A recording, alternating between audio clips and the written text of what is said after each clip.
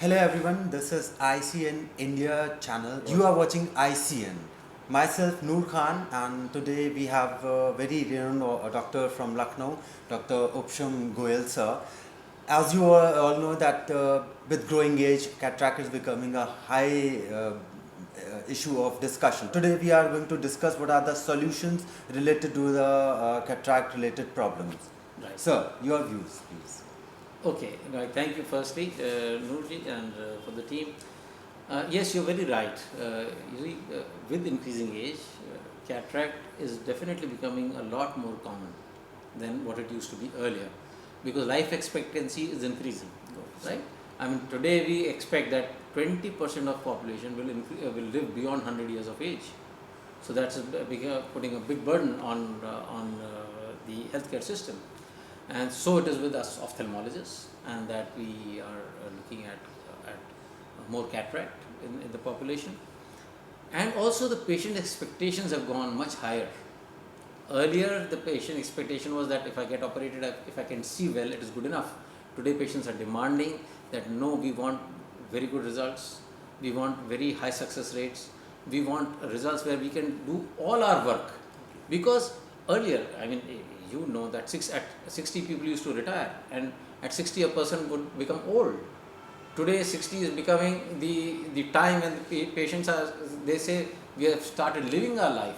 So they want to play golf, they want to play Exactly. cards, they want to socialize, they want to swim, they want to enjoy life to the fullest. And that is the point where modern technology is trying to cope up with the increasing expectations. Now, some years back, when we were residents, I remember that when the days of intracapsular cataract extraction were there. On intracapsular cataract extraction, we did not put a lens. We just used to remove the cataract and used to give thick glasses. Now, in those days, success rates were, if you had 50% success rate, it was considered good, right? And if you had 60-70% success rate, you were considered exceptional doctor. Today, in good hands, success rates have gone beyond 90%, they are beyond 99.9%.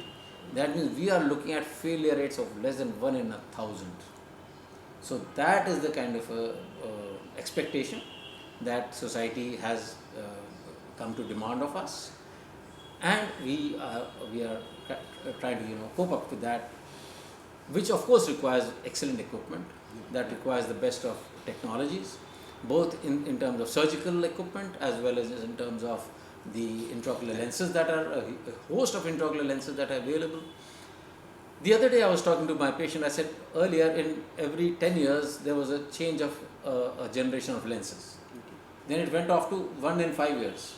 So there would be a change of a generation of lenses in 5 years. Today a generational change of lens takes place in every 1 or 2 years. So 2 years back the lens I've used, I do not use it now. After 2 years, it's a newer variety of lens. That's very interesting. So that's, yeah, exactly, and it puts a lot of pressure on the healthcare system, because we need to be sure that we are trying to give the best to the patient. So, doctor, what are the realistic, expectations that the patient is recovering, and Okay. what are the expectations now? Right. With the technology? Okay, so yeah, that's a very good question, because there are a lot of wrong notions, like patients who say that we have got a multifocal lens or an EDOF lens, which decreases your chances of glasses. Number one has to understand that despite the best of technology and the thing, like I tell my patient, even God made your eyes.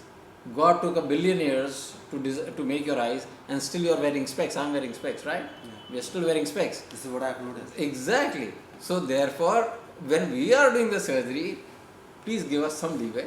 So even after surgery, even after the best of intraocular lenses, in the best of surgical hands, it is possible that yes, you will still wear glasses. It is not complete riddance of glasses. Okay. It is the best of technology will give you reduced dependence on glasses.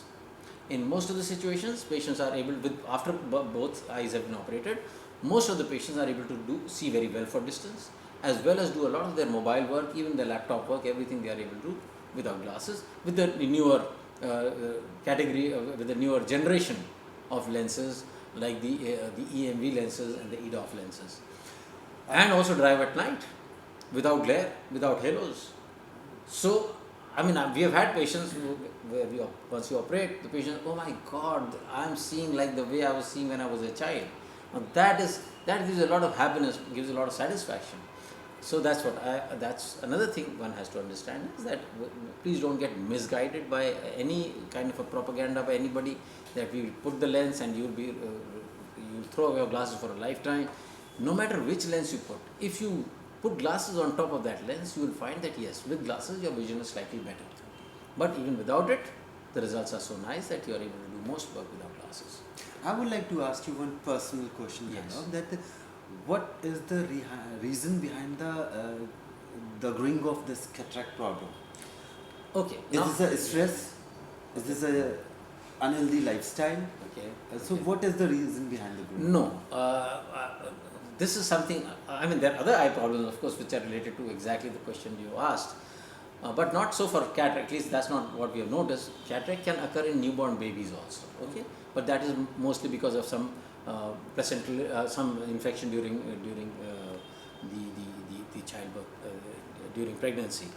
So it can be because of that, infection during pregnancy or something which can cause. Like what I was sorry for interruption, but I have noticed this young generation between the age group of 30s and 40s. Okay. They are becoming, More dependent on glasses. More dependent on glasses and. That is true, but it's not cataract.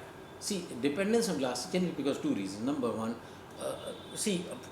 like I tell people that your body, the whole body, was designed to have a certain level of exercise, a certain level of stress upon the body, and the rest of the time there's a relaxation.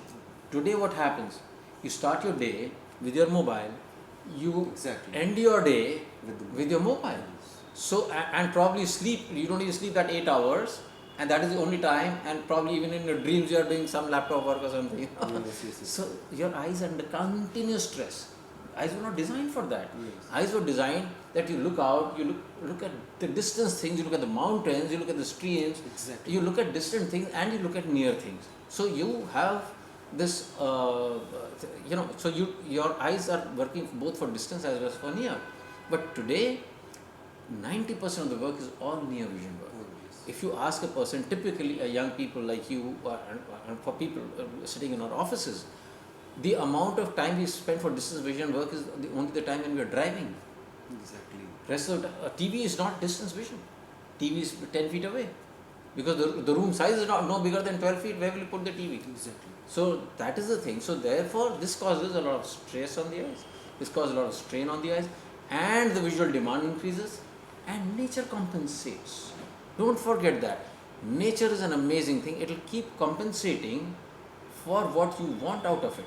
That is why in educated class, you will find that this problem of spectacles is much higher than in the uneducated class. So I would like to ask you one more thing, that if I will go in to any eye surgeon or to visit any eye doctor, Right. I used to get confused that what kind of how many types of lenses, Correct, and correct. which lens I have to opt for me. Okay. So there is Probably a not little for bit you, dilemma about that. you're too young for that probably, but maybe for your parents.